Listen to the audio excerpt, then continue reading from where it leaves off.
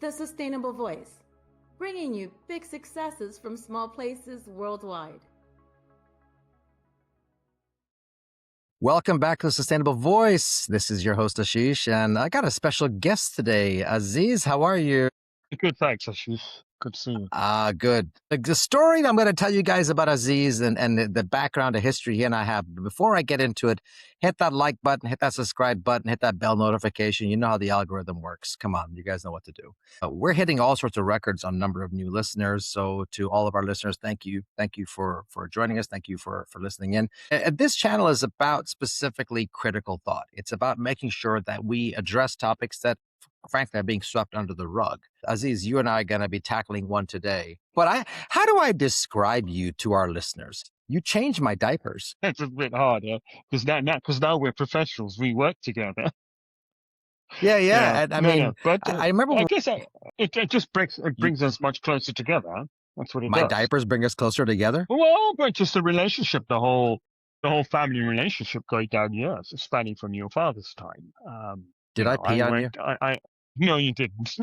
Thankfully Okay. not. No, but I mean, my time with your father also, your late father. I mean, he was my mentor. He taught me what I know in this trade. So yes, he was a lot of people's mentors. Yes, well, that's true. That's true.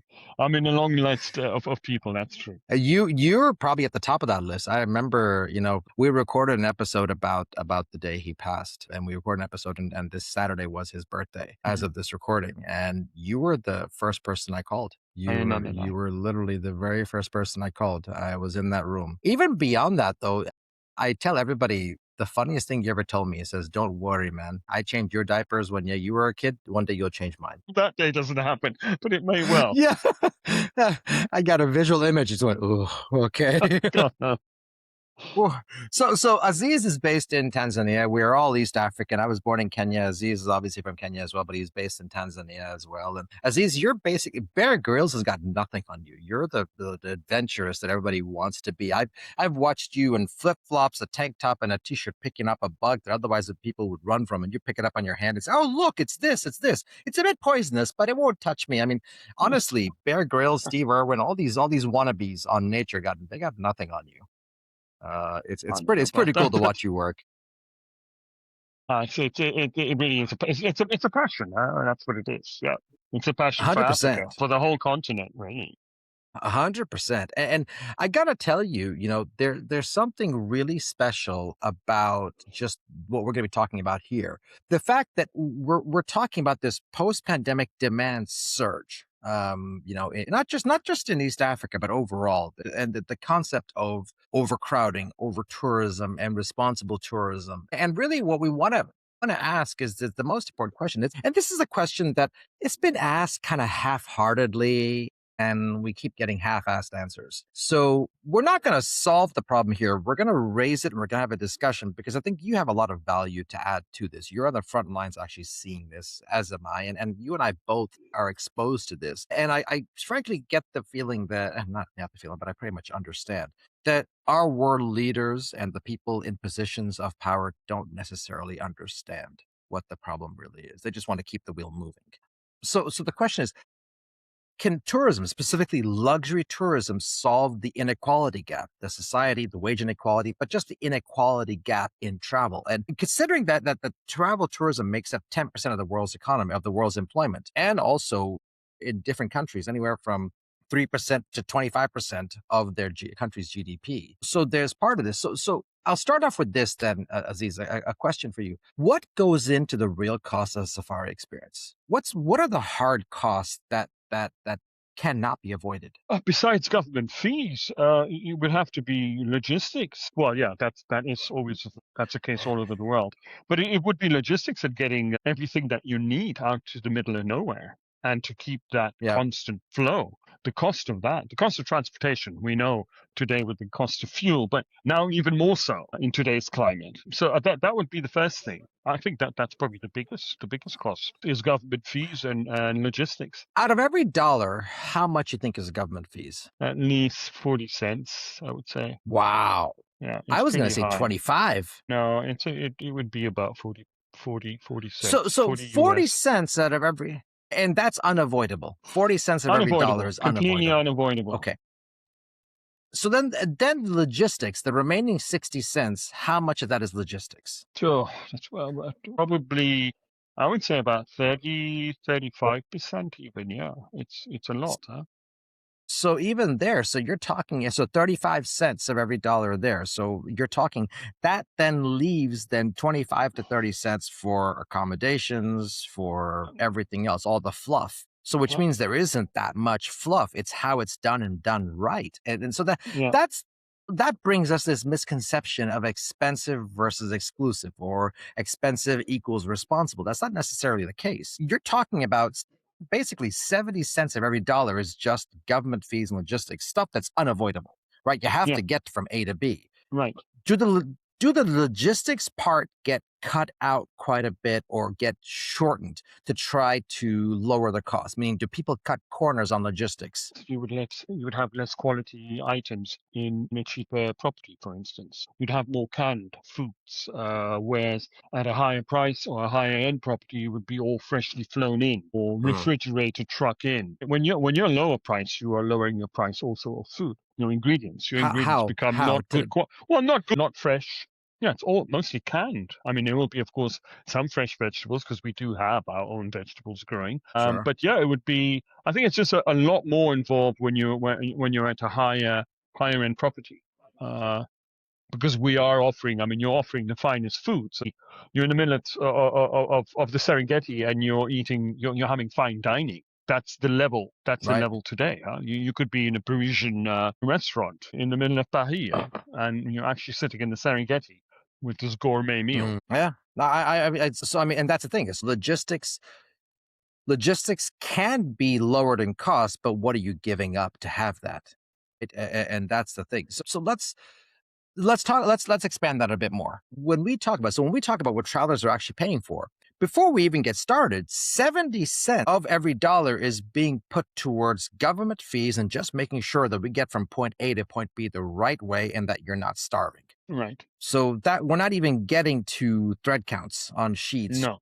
No. or what kind of champagne's going to be in the vehicle. We're not even. Exactly. No. So No. this is the important part. You live in Europe part of the year as well. Yes.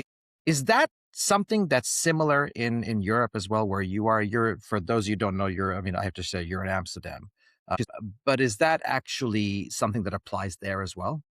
I don't know. Wouldn't say that the government fees would be that high. But if I do go shopping, like grocery shopping, if I'm shopping in Arusha or I'm shopping in the Netherlands, I think the price level, the cost level is almost the same. Surprisingly, the income level isn't. The income level in Europe would be higher. Not that I'm earning an income here. I earn an Right. income back in East Africa. So my income level is lower, but my cost of living is similar. So that's a question. People in the Netherlands, have you noticed because food's getting expensive? I mean, obviously, cost of living is going up everywhere. Is it going up at an alarming rate in Netherlands like it is in East Africa? I think it is. It has risen quite a bit in the last, at least in the last 6-7 months. I see a difference. I was here 6 months ago for a short visit, and I've seen a difference in pricing already. Definitely, yeah. But I think it also is on a lot of the more luxury kind of foodstuffs that you see a bigger difference. I think in East Africa we're still quite affordable for fresh vegetables and Sure. fresh produce. That's still affordable. Well, And thank and goodness this for that. Because that's the masses. The masses would hundred not be able to percent. purchase.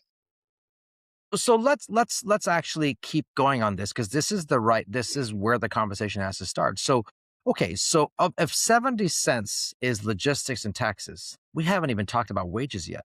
That's No. within the 30 cents. That's in the 30 cents that are left.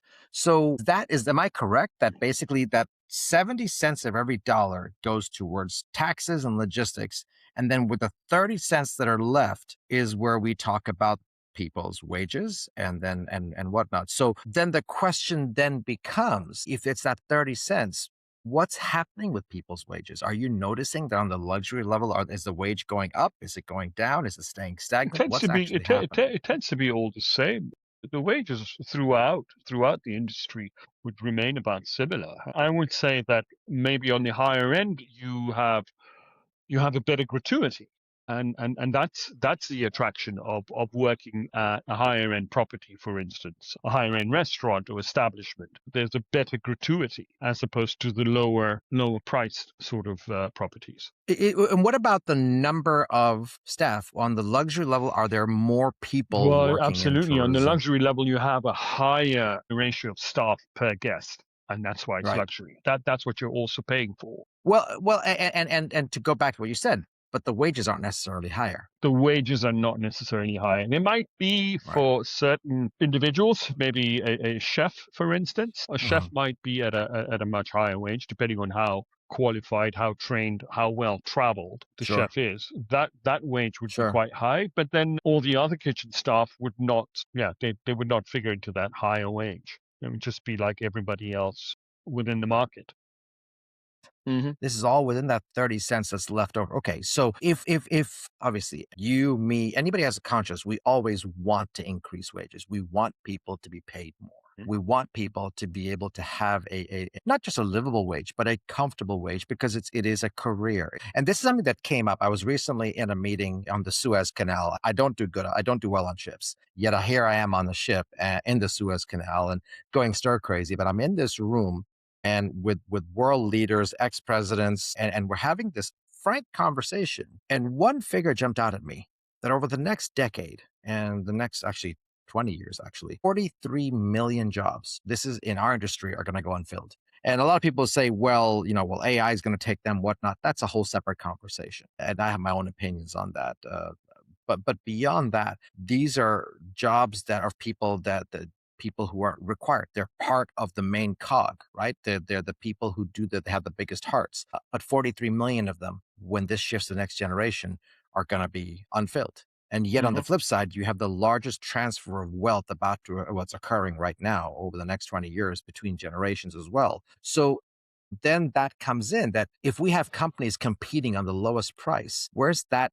Where's the savings coming from? Is that the way to go about this? Are we not charging enough, or should we be competing on the lowest price?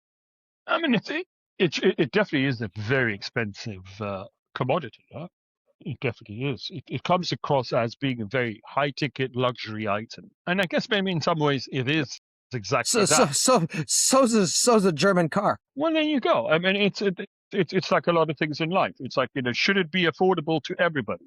I think, yes, it should be affordable to local East Africans, which currently it isn't. The only advantage that an East African has to go into a park or to visit one of the natural resources is the actual park fees, which are phenomenally reduced compared to a foreign visitor or foreign tourist.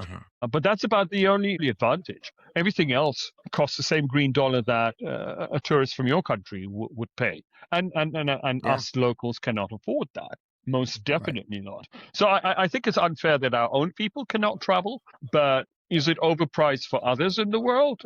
Well, there's a lot of things I can't afford in the world, and that's just a story of life. If I can't afford the latest Mercedes-Benz, then I can't afford it. Buy something else that I can afford. I thought that was already parked in your garage, wasn't it? No. The sports it's car, an right? Landro. By the way, I gotta tell everybody. So I am a sucker for Land Rover Defenders. I'm a sucker for them.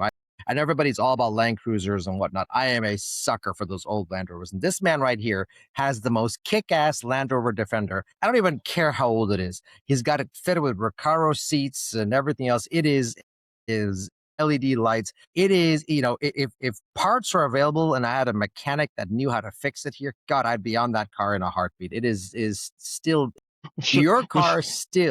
We'll ship it out. We'll ship it here.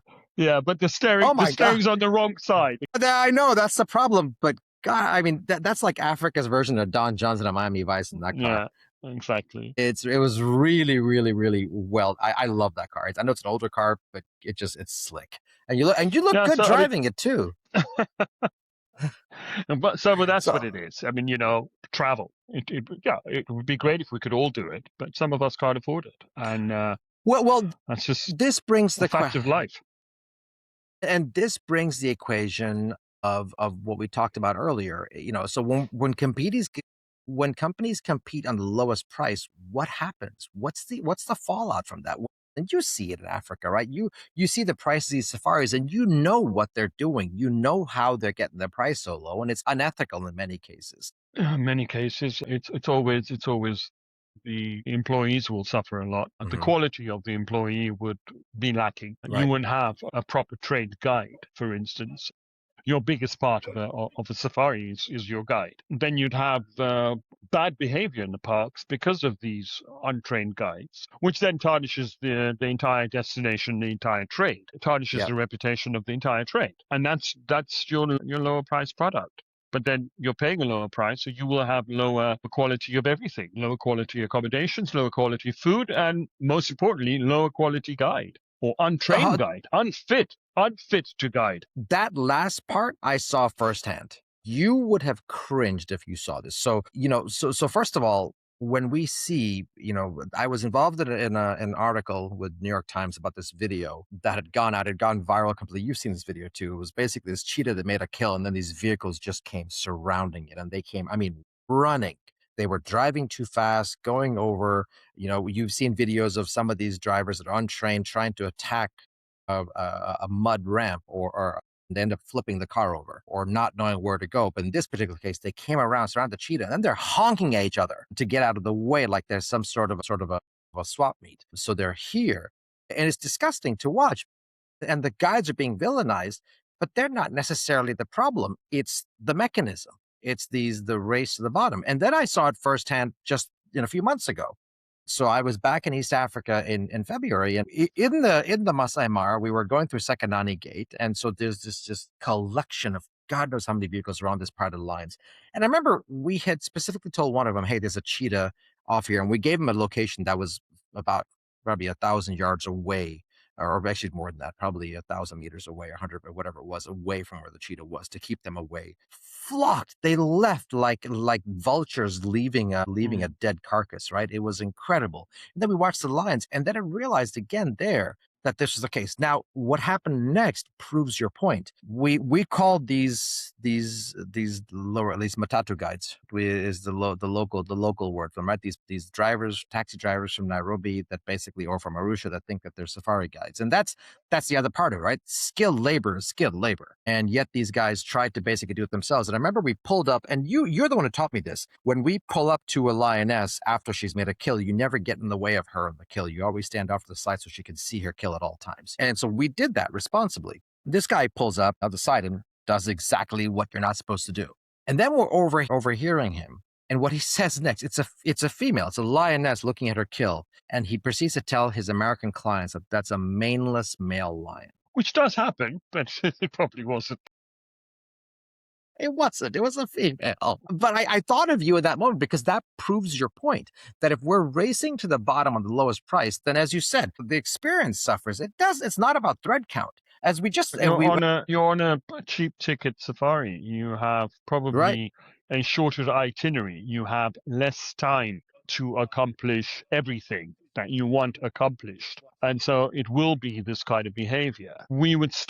Our guides would stop, and after a certain amount of time, even though you might not have had your fill, we will move on. We will move on to give room to another guide to move into that perfect position for photography, and move on hmm to allow somebody else to get that position too, and move on and away, because that's what to do it one has to responsibly. do. That's being Yeah, responsible towards the wildlife. That's being responsible right. towards other travelers and other guides in the industry. Right. Right. And there's long-term consequences that come with those lower price safaris, right? So that's the main thing. So and we'll come to that in a second, but I want to specifically talk about, as we said, like these cases, these lower price safaris. And again, it's driving everywhere. I would argue that lower price safaris end up costing more to those companies in the long run, and I'll prove it right now. And you're going to help me prove it. If we took those, like your Defender, if we drove it, and you've driven it all over Tanzania, and I love that you do that. But if your vehicles were being driven every single week to Serengeti, to the crater, to the south, like for hours on end, how long would they last before they just start breaking Not down? very long. Very long, not with the give or condition take. of the roads. No, I mean, first of all, you would have to service after every trip. Number one, Yep. you'd have to So have a that's major. oil, Well, it's tires, more that everything it's overall. tires, shock absorbers, new springs, sprigs, all of that kind of stuff would constantly break down So, so and you're wear down, doing not break down, but wear down or wear away. so you're doing a service on a car that normally would be done, let's say at 25,000 kilometers, Yeah, well, there or you go. for Yeah, but you're we're do doing it. but you're You're doing it doing it after every 1,000 kilometers. Yeah, right. So you have that's the to. extra You'd cost have to. there. But then at what point does that just no longer does the frame or the body no longer keep up with the abuse? It's constant maintenance, and you have to constantly maintain the vehicles, always, to keep them in good nick. It's not necessarily how old they are, but they have to be maintained, constantly Right. maintained. But then again, it's also your driving. It's your driving style. If you are on a rushed trip, you're going to break the vehicle for sure. Right. And if you are not Right. on a rushed trip and you have 3 days or 4 nights in the Serengeti, you've got plenty of time to get around and enjoy the everything that it has to offer. And the guide is not stressed either, and neither is the Right. hardware going to be beaten to get from A to B. It's If a vehicle was to be put through these, which is being serviced every 1,000 miles, how many years before you just have to write it off and say it's done? in Africa we make things last quite a while. I've seen vehicles out. No, Yes. but it's true. It is a fact. I mean, if you kind of see the kind of maintenance that some vehicles go through, vehicles are stripped down to a chassis, down to their Mhm. original frame, and then rebuilt back up. So is that an old vehicle or is that a new vehicle? Right. Nobody can Engines tell. are rebuilt completely. So it had Right. maybe 150 or 200,000 on the clock, and you've rebuilt the engine, so it's back to zero again. Yeah. Yeah. A But 100%. I think if you've got 10 years on a vehicle, you're very lucky. Yeah, and that's amazing considering that. I mean, 10 it's there, but it's the extra cost of all that maintenance Yeah, but then versus flying then how somewhere. much is hardware cost today? That's another thing Correct. also. That's also a Correct. cost. That's also an incurred cost. A vehicle today would cost over $100,000, and it's not a Ex- luxury. It's not a luxury 4x4 that you're going to pick up in the showroom in the States. This is a Right. Right. safari It's the ready one that's it. vehicle. Yeah, it's nuts and bolts, but it's still And over a hundred to put thousand that in dollars. perspective, the actual vehicle is probably like 30 to 40, but then there's another 60 or 70 in modifications done to it just to keep the And vehicle to survive, right? And taxes, exactly, on top of that. So it's I would always argue that, down. well, and that's why I'd argue that those lower, that the race to the bottom, the lower cost safaris actually comes back to bite the industry in the long run, because you're actually increasing the operating, that logistic cost Hmm. that Hmm. is 30 cents, or that is, what do we say? It was basically another 30 cents after the 40, Yeah. that 30 cents becomes 35, becomes 40, becomes 45. And then there's less room, because taxes are taxes, government fees are government fees. So then there's less room for the wages, which means that vicious cycle keeps turning. It Yeah. never actually changes.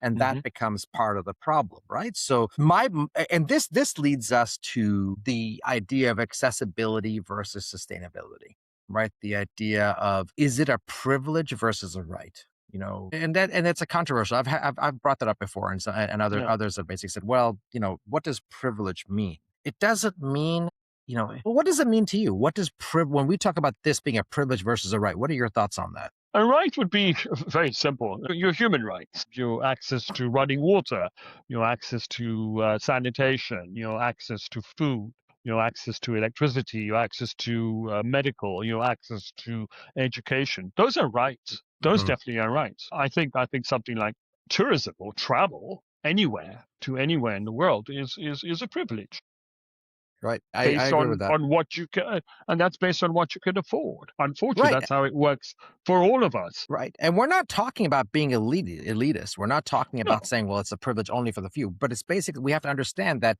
it is not our right to say, well, we deserve, we're entitled to be here. No, we're choosing to be here because it's an education. Hmm. Because it's a proven fact.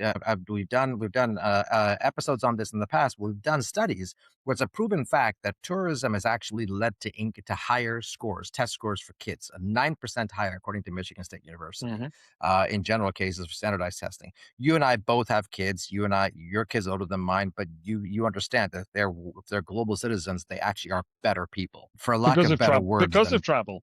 Because of yeah, travel. that's right. For lack of better words, they're not assholes. That's There's that. true. Like That's true. they are very much, they understand the world better. They're more present. They're not entitled. There's a bunch of different things. They're So global citizens.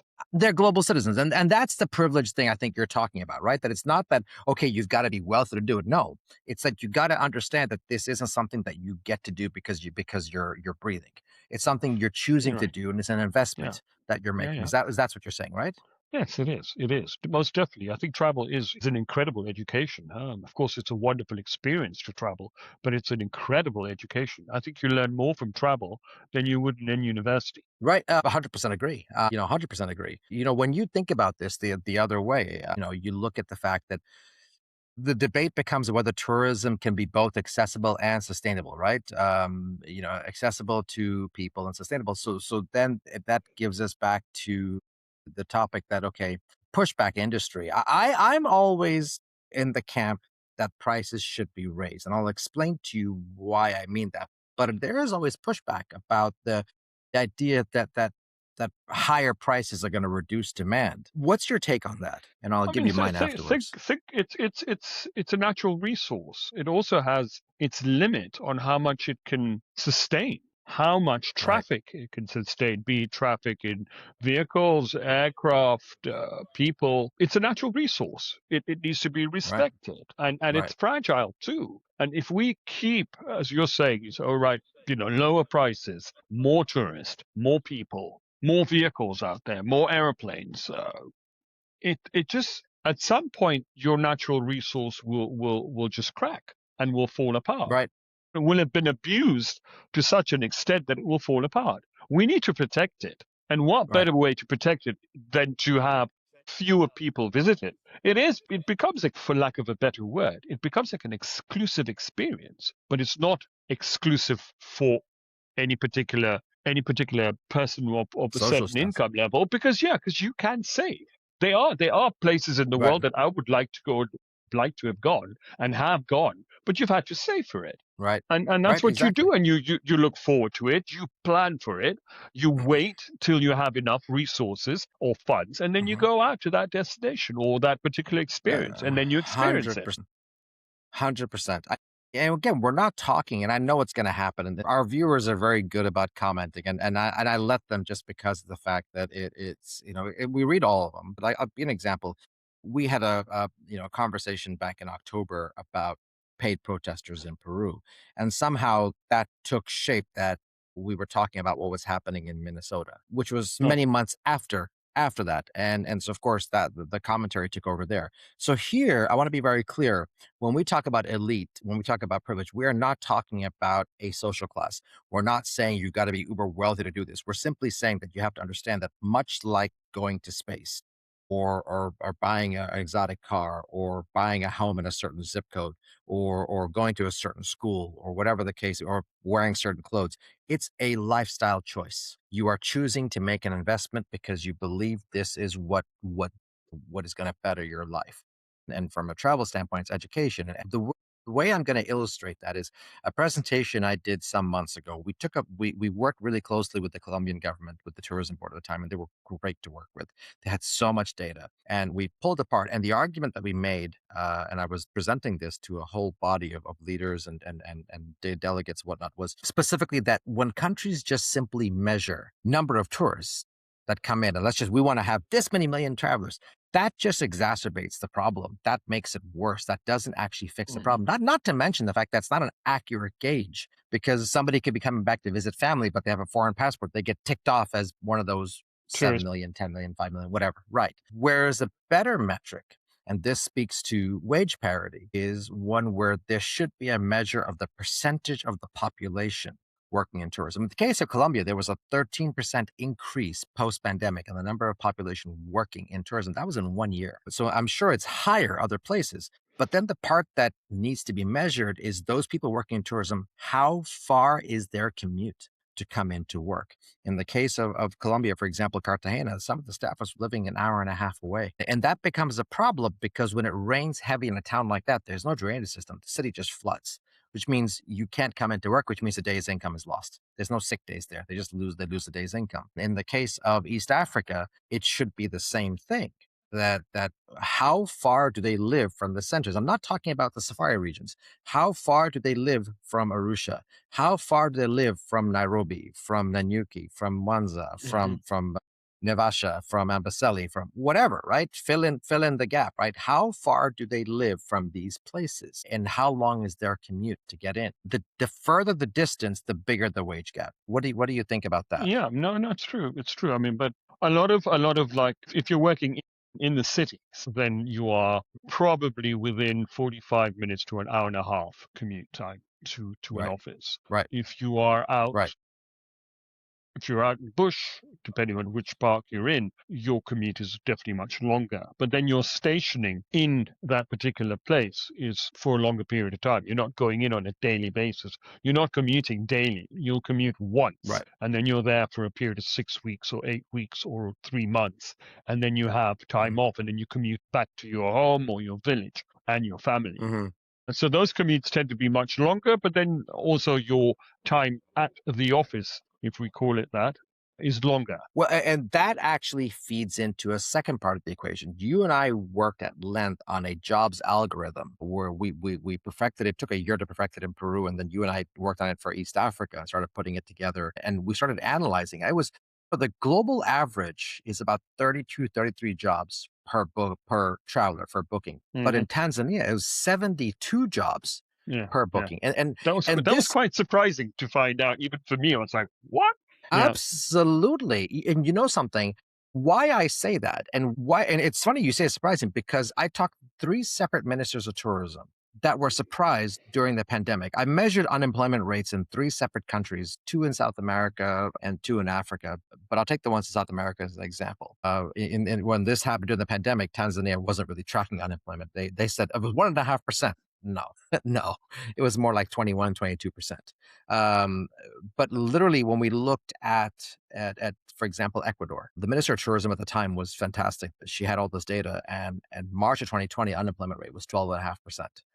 By June, it was 62% unemployment. Yeah. Tanzania, unofficially, because it went tracking, was 21. But the stats that we showed, that 72 jobs, explains that that actually is verified because during the pandemic, when we started tracking Tanzania, they didn't have official stats, so we had to manually count. It was 78% unemployment. It was the entire economy basically just collapsing. And you saw it. Tanzania was one of the first countries to open back up and said, we literally can't afford to stay closed. Right? No, it wasn't an anti-COVID thing, nothing. No. Yeah, you couldn't. Exactly. So that was part of it. But what you just said about longer stints on and then going back, like in safari camps, that speaks to a separate part of that equation that you and I talked about, which is indigenous employment, community employment, right? Not somebody who just happens to live in Arusha, but somebody who's been there for generations. It's their ancestral land. Right.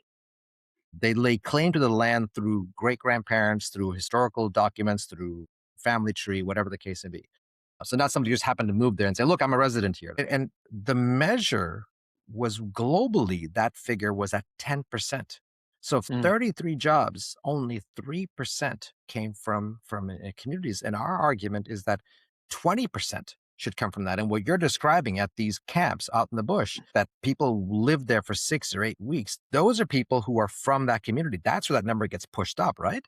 Right. You do definitely, depending on the particular area and also the kind of employee or position that is available. Because you also have to remember, there are a lot of specialized people in the industry, and they might not readily be available in a village close to a national park, for instance. Wildlife management areas are very different. That's a whole different ball game in the sense is that they will pretty much train up the local population who are within and surrounding the wildlife management area and train them up to take over and work within the industry in that particular area. You do have it in the parks, but then again, like I say again, it's like when you need a particular level of employee for a particular field. If you want, if you're like a really good chef who can churn out 2-star Michelin meal, you're not going to find it in the village next door because no one's going to be trained to that level. So you would have to come back to the city to sort of like find someone like that. And most people don't know this, but I'll tell them, you are actually a pretty good chef yourself.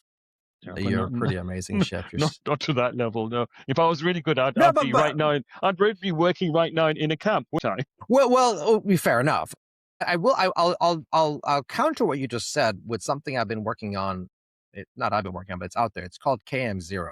So KM0 is basically a sustainable philosophy that anywhere you go to, the ingredients to make that dish travel no more than 100 kilometers. They're within 100 kilometers. Everything from the livestock to the produce to the dairy to everything. Every ingredient is within 100 kilometers. And there's a bunch of restaurants. And I would argue that some of these camps where they are sourcing from the community, having the chef from the village actually may not be a bad idea.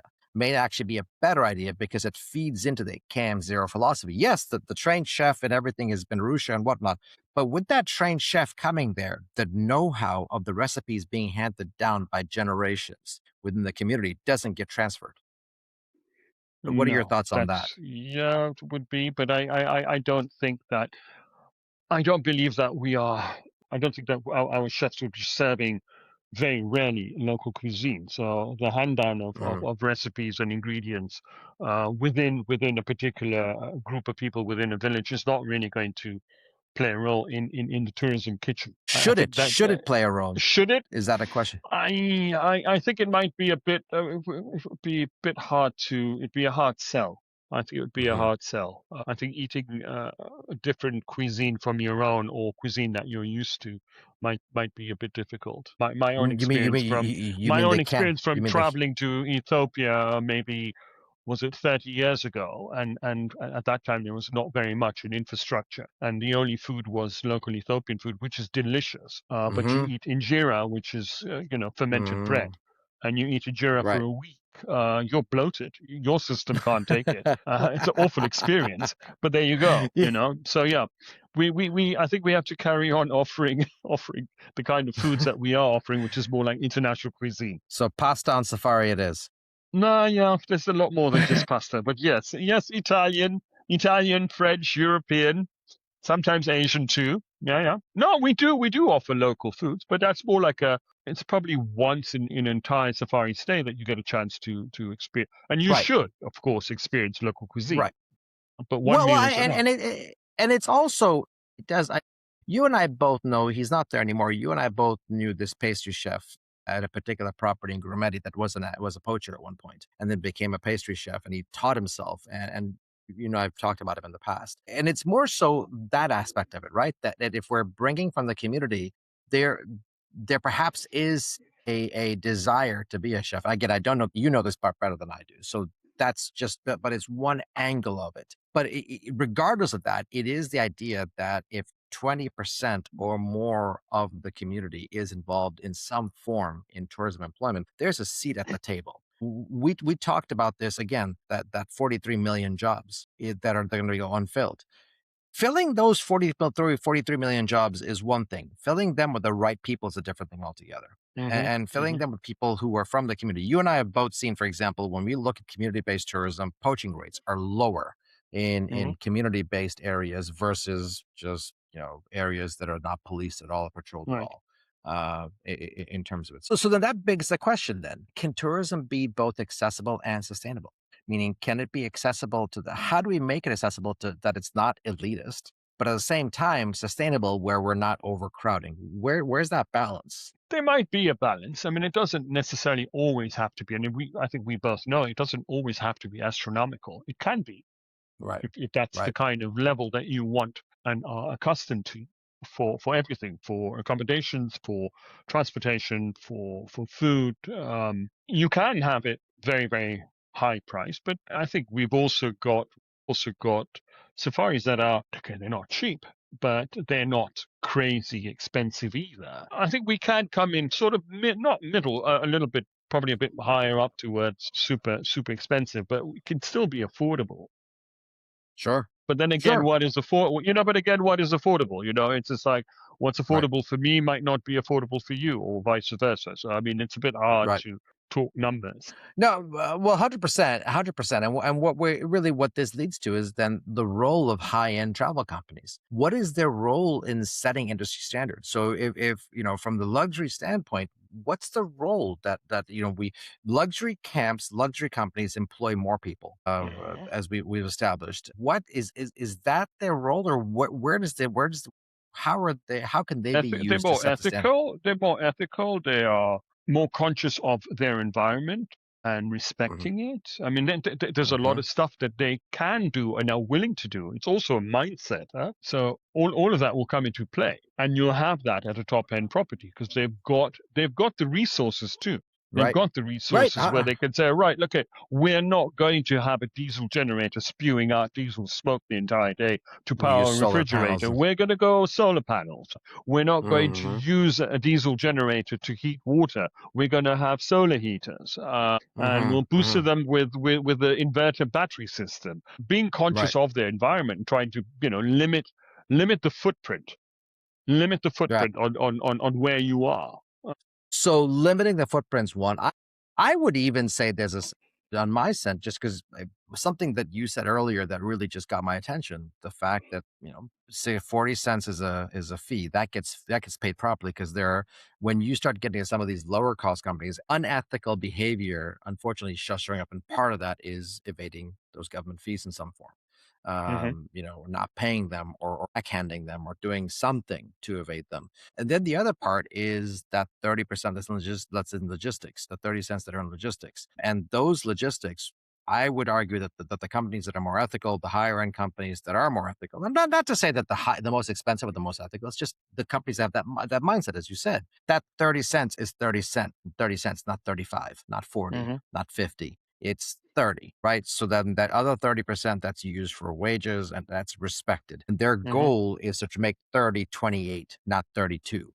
Their Right. goal is to Yeah. make Yeah. 30 20, not 40, so that there's more for the other side to be able to bring that up. I would say that the companies that are more ethical are actually trying to increase that, and should be held to a standard that's saying, okay, how do we help you reduce the ethicals, the logistics costs in different forms, whether that means flying, whether that means community-based employment, whatever that Hmm. looks like, right?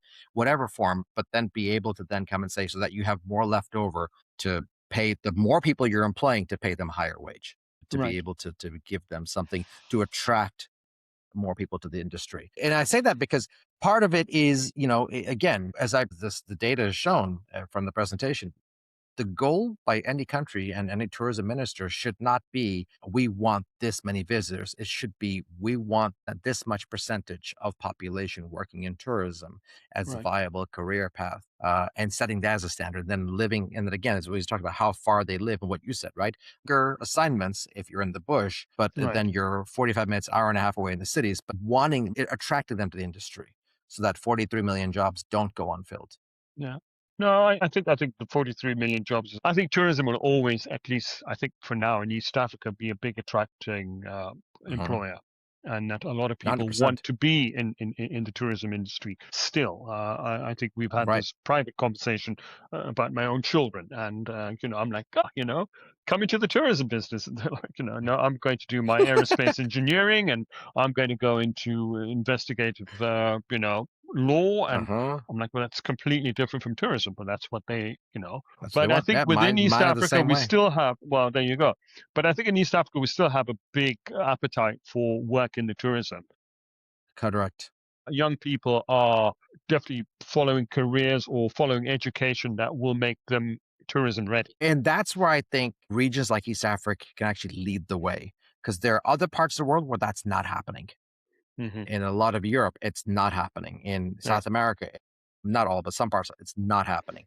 And I think where countries like Kenya, like Tanzania can lead that way, because they can show, but it has to start with understanding, as you said, 70% of every dollar comes from this. And what we're simply saying is that if you want to come on safari, you need to pay a fair price for it. You need to understand that 70 cents of every dollar is logistics, is government fees. Let 30 cents be 30 cents. Don't try to make the 30 cents 10 cents. Yeah, you're right. Well, that's it. Yeah. Yeah, Yeah. that's If basically it. they, So, okay, yeah.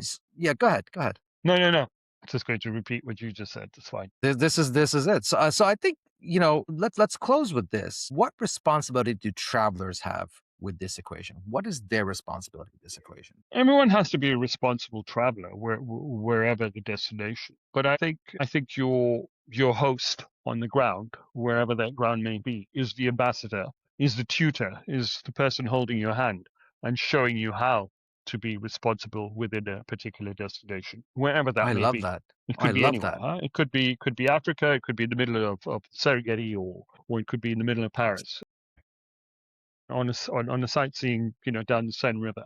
You need someone to show you how to behave I love that. The and steward. That's a and how host to is look basically at. a Yeah, steward. well, there you go. It's a complete. It's a big role. It's a big role. A very And that's what we're responsible talking. big role. Right. And so I want to make it very clear to our listeners that, and to our viewers, that we're not saying that luxury means elitist. We're not saying you've got to be uber wealthy. We're not saying that. We're simply saying that it's a stewardship. It is. As travelers, you are part of the equation. You're making a conscious decision to make an Hmm. investment in this. It's your education, your life investment, whatever you want to call it. It's not a, hey, I'm here, I get to do this because I live in this part of the world. So Hmm. this is my right to travel here. No, it's not. That's what we mean by privilege. It's not being elitist to say, well, you've got to be wealthy. It's that the understanding that you've got to understand as a traveler that I have a responsibility to leave this place better than I can. And I know this sounds utopian, but if you're hiring from the local communities, if you're going and traveling the right way, if you're respecting the fact that in this country, 70 cents of every dollar is for logistics and government fees, and only 30% is left over for everything else, then not trying to make 30-10. It's about trying to make logistics a little bit lower so more can be left over for the And people on ground so that if you they. are if you're also working with legit companies who are paying the fees, who are paying the Right, taxes, all those taxes are going towards conservation. I mean, those parks are not right. run on fresh air. I In mean, theory, in when theory. well, in theory, but yes, okay, in theory, it's true, but it does filter down. It has to. Yeah, it does. Yeah, When 100%. you're policing areas which are 20,000 square kilometers in area, I mean that's a big area to manage, and it costs money Right. to do that, and that's also coming from those fees. Yep. They're hefty fees, and yes, it's not every out of $1 fee, how much filters down to the actual park. That would be another something to look into one day Well, and see what it and is. I'll end with this. This former president who was in this conversation with me, with all of us that recently we were on the Suez. He was on a panel discussion on a stage that we're listening to, and he said something that has applies to every one of us, no matter what social status it is, no matter where you belong and where you live, that it basically is there. He told a story a few years before becoming president where he was kidnapped. He was kidnapped, he was Oh, beaten, put into a box for 14 days. And he said, in those 14 days, I learned two valuable lessons that he employs today, and lessons that I think are absolutely relevant to all of us. Never forget who gave you the power and why they gave it to you. Because in a minute, you're reduced to nothing. You could have all the power in the world, and you're mhm, reduced to nothing. And I would argue that travelers, if we see things the right way and we understand that our role is to be responsible here, then it understands that when we're traveling, we don't have any ego, that at any point we could be reduced to nothing. And our job is to make sure that understand that we have been given a power, and a responsibility, a power, whatever you want to call it.